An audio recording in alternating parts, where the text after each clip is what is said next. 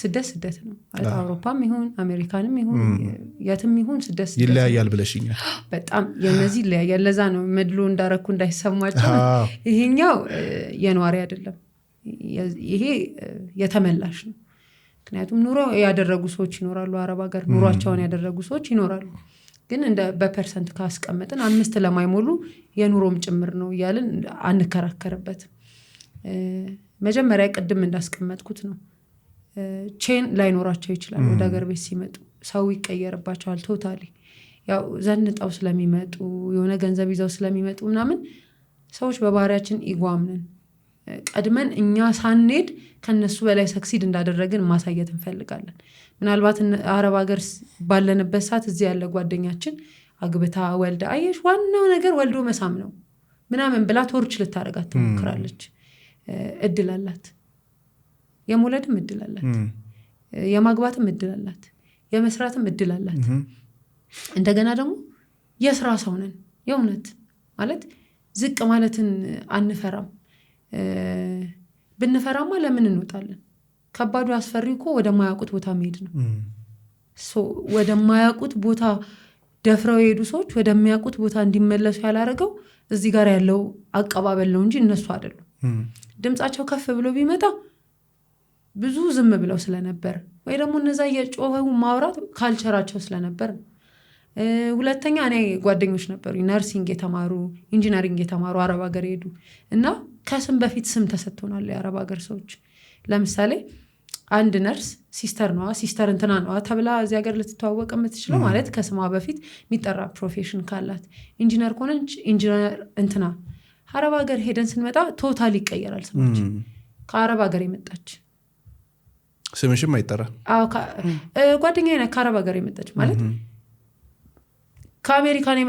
ከአሜሪካን የመጣች አንልም ከውጭ የመጣች የአረብ ሀገሩን ለማጥላላት ነው የምንጠቀመው ግን ደግሞ ሀገር ራሱ እመነኝ ከየአንድ ቤት እኔ እንደውም አንድ ሴት እንዲህ ብላኛለች እኛ ሀገር አለች ሀገሩን አሁን ማውራት አልፈልግም ሴት ሲወለድ በጣም ነበር የሚከፉት ምክንያት አልኳት ምክንያቱም ሴትን ለመውሰድ ስታድግ ጥሎሽ ወንድ ብዙ ነገር ሴትን አሰታ የምትሄደው አለች እኛው ሀገር ውስጥ ኢትዮጵያ ውስጥ ነው የሰማው የሴት ፋሚሊ ለወንዱ ጥሎሽ ይሰጣል እዚህ እኛ ሀገር እኛ ሀገር እሺ አላቀ እንትን ነው አሁን ከአንድ ሰው የሰማሁት ስለሆነ እዚህ ቦታ የሚባል እዚህ ክልል ብዬ መጥራት ላልችል እችላለሁ የሆነት ግን ዋና ፖይንት መጨረሻ ላይ ያለችው ስለሚያስፈልገን ነው አሁን ግን ምንድነው ሴት እሰይ ነው የሚባለው አለች ለምን እላታለሁ ስትደርስ አረብ ሀገር እንድትሄድ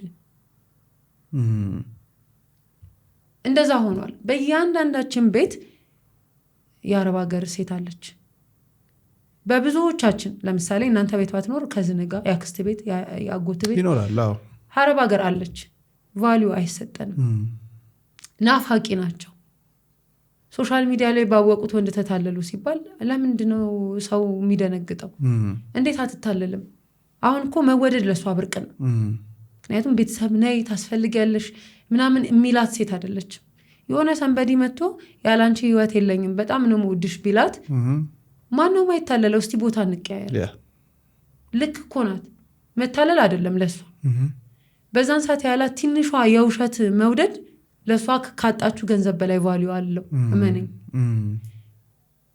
ክብር አናገኝም እኔ ብቻ ሳልሆን ብዙ በጣም ስኬታማ የሆኑ ከአረብ ሀገር የተመለሱ ሰዎች አሉ ራሳቸውን ይዘው አይወጡ አረብ ሀገር ነበርኩ ብለው በነገር ላይ አሁን ሰዎች የተለያየ ነገር ውስጥ ሆነው ነኝ ይላሉ አይደለ ከአረብ ሀገር መጥቼ ብሎ ግን ሶሻል ሚዲያ ላይ የምናውቃቸው ተጽዕኖ የፈጠሩ ሰዎች ነው አናይም ስለሌሉ አይደለም መውጣት ስለማይፈልጉ ሲወጡ ፊድባኩ ያሳስባቸዋል ያስጨንቃቸው የነሱ መውጣት ግን እዛ አረብ ሀገር ላለች ሴት በጣም አስፈላጊ ነው ምክንያቱም እዛ 6 አመት የቆየችው የጎረቤታችን እንትናን አታይም ወይ ብርቱካን የመሰለች የውዚ መታ ከሰል እየቋጠረች ደች ይበልታለች በትመጪ አንቺ ጣፈንታ እንደዛ ነው ታዲያ እዛ ጋር ፎርድ መኪና ምትነዳ አለች ከአረብ ሀገር የመጣች ከዜሮ ጀምራ ተነስታለች ብንላት በርግጥ ማትመጣ ነው የሚመስለው መታስ ለውጥ ማታመጣ ነው የሚመስለው በደንብ ታመጣለች በደንብ ሰዓት አጠቃቀም ተምረናል ከአረቦች በአላርም እንነሳለን። በጣም የሚገርመኝን የአላርም ህግ ልንገር። እኛ ሀገር አላርም 30 ደቂቃ ጭማሪ ይሄ 12 ሰዓት ከሆነ 11 ተኩል ነው የምንሞላው። ከዛ 1 ተኩል እንነሳለን። ምክንያቱም አላርሙ ቀድሞ ስለሚጮህ አላርሙን ከዘጋም በኋላ 31 ደቂቃ እንተኛ ብለን 1 ሰዓት እንተኛለን። ከአረብ ሀገር የተማርኩት ኦን ታይም ነው። ሰዓቱ ላይ ይሞላል፣ ይጮሃል፣ ሩጠት እነሳለን። በቃ ስለዚህ ይሄ እንኳን ቫልዩ አለው። ታይም ፍሬም ማድረግ ትችላለች። ከትምህርት ቤት አይደለም ከህይወት ነው የተማረችው። እኔ ሰዎች ሲያወሩ ዝም ብዬ ተብያቃለሁ። ዛሬ እድል ተሰጥቶኝ እንደማወራው እንዳይመስል። ኖሌጅ የለሽ፣ ኮሌጅ አልገባሽ፣ ዩኒቨርሲቲ አልገባሽ፣ ስለ ዩኒቨርሲቲ አላታቂ። አይ እንደዛ አይደለም። የተኖረ ሴንስ አለው። እያንዳንዱን ወርዶ ሞክራለች። ስትመጣ የምትጠብቀው ነገር አለ። ልላቸው የምፈልገው አትጠብቁ። ከእናንተ ውጪ ለእናንተ ማንም የለም። ለምንድን ነው የተቀበላችሁት? የአረብ ሀገር ሴት እንደምትቀልጥ ሻማ ናት። ለምን ተቀበላችሁ? ለመቅለጥ። ለምን ክራችሁ እስኪያልቅ ትጠብቃላችሁ? ግማሽ ላይም ሁኑ። ፈሳሹ እስካለ ድረስ ቅርጽ መቀየር ትችላላችሁ። ይሄ ለብርሃን ምናምን የምንጠቀመው ሻማ ብቻ አይደለም የምትሆኑት።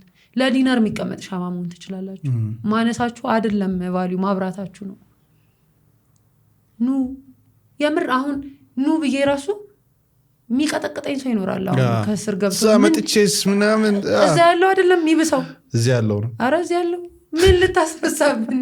አመት ምን ወዴት ነው የሚመጡት? ዜሮን እንዳትፈሩ። ስትመጡ ራሱ ዜሮ አድርገው ቢጠብቁ እንዳትፈሩ። እግዚአብሔር የእናንተን ደም፣ የእናንተን እንባ፣ የእናንተን ላብ፣ የእናንተን ብቻችሁም የነበራችሁትን ጊዜ ያውቃል።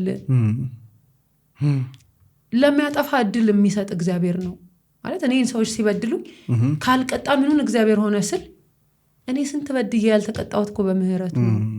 ኑ እግዚአብሔር አለ ደግሞ ይረዳል። ከሰል ቋጥሩ፣ ምንም ችግር የለም። መነሻ ነው። መነሻ ያለው መድረሻ አለው። ዝም ብሎ የሚመጣ ነገር የለም። ልፋት ይኖረዋል፣ ድካም ይኖረዋል። ከዛኛው አይበልጥም። ያኮ ነፃነትን ማጣት አለው። ሳትፈልግ የሚደረግ ብዙ ነገር አለ። እዚህ ረሃብ ራሱ ምቾት አለው። ሎካል አልኩ እኮ ነፃነት በነፃነት ነው የሚጠጣው።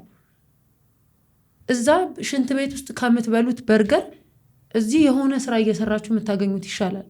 በዛ ላይ ደግሞ ሌላ ማለት የምፈልገው ይዛችሁ የምትመጡትን ገንዘብ እንዳለ ኢንቨስት እንዳታረጉ። ለሰዎች የስራ እድል ትፈጥራላችሁ፣ እናንተ ግን ስራ ታጣላችሁ። የመጀመሪያው ነገር እሱ ነው። በሚሊዮን ይዛ የመጣች ሴት በ1 ሚሊዮን እንበልህ ስራ መጀመር ስትፈልግ በ1 ሚሊዮን ለብቻ የሚሰራ ስራ ብዙ ጊዜ የለም። 4-5 ሰው ትቀጥራለች። ለሰዎቹ የስራ እድል ትፈጥራለች። ከስራው እሷ ትወጣለች። አትችለውም። ምን አስቀምጣለች? በ100,000 ብትጀምርስ? ብትቀጠርስ? ትፈልጋለች በነገር ላይ መቀጠር። ሶሳይቲው ነው እንድትቀጠር ማይፈልገው። ባጃጅ በአቅሙ ስትሳፈሩ ባለ ባጃጅ እንዲያይቶ የአረብ ሀገር ሴት መሆኗን ሲያቅ የ10 ብር መንገድ 50 ብር ይቀበላል። አብሮንስ አጠገባችን ላይ ያለው አይከራከርልንም። ይሄ እኮ የ10 ብር መንገድ ነው ስለማታቅ ነው አይልም። ሼር ነው መሰለኝ። እውነት አብሮ የሚገባው ምንም ስንሆን ማያልቅ ነው የሚመስለው። እኛ ጋር ያለው ነገር ማያልቅ። ሳውዲ የምትሰራ ሴት እኮ ሳውዲ ሀገር ያሉት የሳውዲ ዜጎች ስራ ይሰራሉ።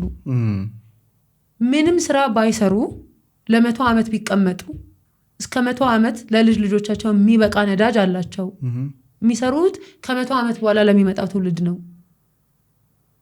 እኛ እስከ መቼ ነው እነሱ የምንሰራው ነው? አንድ ትውልድ እኮ ማስቀጠል አቃተን። አረብ ሀገር ሄዶ የተስተካከለ ቤት ማየት አቃተን። ጭራሽ የፈረሰ ነው። ትዳሬን ላቅና ብላ ሄደች ሴት ስትመጣ አግብቶ ነው የሚጠብቃት። የተመቻቸ እድል ነው የምትሰጠው። ከሷ የተሻለችውን በሷ ብር እንዲያይ እድል ነው የምትሰጠው። ቅድም ልክ ነበርኩ። ተመሳሳይ ሐሳብ እኮ ነበራቸው። ያልሞተ ሰው ብቻ ነው ሐሳቡን የማይቀይረው። ከሷ ጋር የሚቀየረው ውለታዋ ብቻ ነው። ውለታ ፍቅር ሆኖ አያውቅም። መስጠት ያስቀጠለው ምንም ነገር የለም። መስጠት ያዋረደን ብዙ ነገር ነው ያለው። ሰተን መስጠት ስናቆም ሰው ያቀለናል። ብንከለክልስ? እኔ እዛ ሆኜ ሶፋ ብቀይር ቀለም ብቀይር ምን ያደርጋል? እዚህ መጥቼ እኮ አሁን እኔ የሰራሁት ቤትና አረብ ሀገር ሆና የሰራችው ሴት ቤት ተመሳሳይ ገንዘብ ኢንቨስት የተደረገበት ቢሆን እንኳን የኔ በጣም ተካብዶ ይታያል። ስላዩ መከራዬን፣ ስላዩ ሩጫዬን፣ ስላዩ በሌሊት መመላለስ ምናምን። የሷ እኮ ከኔ በከፋ ነው የተሰራ። ማናየላት እና የጊዜ ፍሬም አስቀምጡ። እየቀለጣችሁ የመሰላችሁ ደግሞ እስከ ቀለጣችሁት በቂ ነው። ሻማችሁን አጨርሱ። ኑ ነው ጥሪ ነው። ከዛ ደግሞ እኔን አውሩን ከፈለጋችሁ። ስለዚህ እንዴት ሊያገኙሽ ይችላሉ? የቲክቶክ ቻናል አለኝ። ከፍጹም በኋላ ቲክቶክ ከፍቻለኝ። አሁን ወደ 32,000 ተከታይ አለኝ። ናይስ። ማን ነው የሚለው ስሙ? ምህረት ሜርሲ። እሺ። እንደገና ደግሞ ዩቲዩብም ከፍቻለሁ። ናይስ። ምህረት ተገኝ ይላል። በተለይ ለስደተኞች ለእህቶች የኔ ፓስ ስለሆነ የኔ ፓስ በሱ ስላለፈ ቁጭ ብዬ ለማውራት ጊዜ አለኝ። በቃ ማለት በጣም እንድናወራ ፈልጋለሁ። መቀየር ይችላሉ። የተማረ ሀገር ይቀይራል። እውነት ነው። የኖረስ አይቀይርም? ይቀይራል። ታዲያ የኖረና የተማረ ኮላብ ማድረግ ለምን ከበደን? የተማረው መጥቶ እህት የተማረችውና በሷ ዋጋ ተምራ እንዲህ ለምን ሆነች? እንዲህ መሆን አንችልም? ስፔሻሊ ሴቶች እንችላለን። ከዛን ኢሞሽናሊ ደግሞ እደጉ፣ ማቹርድ ሁኑ። በስሜት የተነገራችሁን ነገር ሁሉ አትቀበሉ። ጊዜ ስጡ። ጥሩ ነው ማሳደር። ነገ ስታዩት ሌላ ፊሊንግ ስለሚኖረው ማሳደር ጥሩ ነው። እንደዛ ነው የሚለው። ዩቲዩብ ቻናል አለኝ፣ ቲክቶክም አለኝ።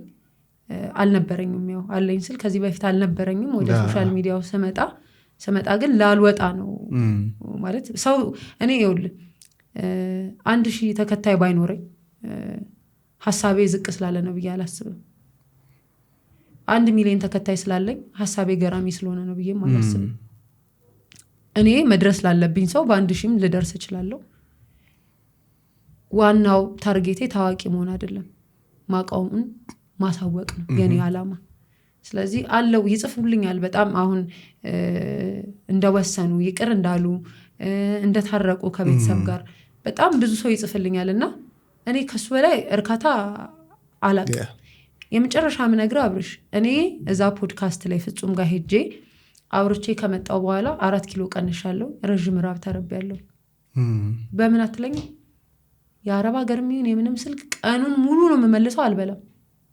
እግዚአብሔርን ቅር አይለኝም። በቃ ሳወራቸው ሲነግሩኝ፣ ከዛ ደግሞ የኔ ነገር ሄዶ ሲሰራ ሄዶ ውጤት ሲያመጣ ደውዬ እኮ አባቴን ይቅርታ አልኩ ብላ ስትደውልልኝ ከዛ በኋላ የተከፈተው ብዙ ነገሩ ይታየኛል። ምን ያደርግልኛል? እንኳን አልበላውም፣ እንኳን 4 ኪሎ ቀነስኩ። እንደውም እግረ መንገዴ ጥሩ ነው ክብደት መቀነስ ለምፈልጉ በሚል እንመጣለን። ባስቡ እና ይሄን ነው ልልህ። ናይስ። እጅግ በጣም አድርጌ ነው የማመሰግነው።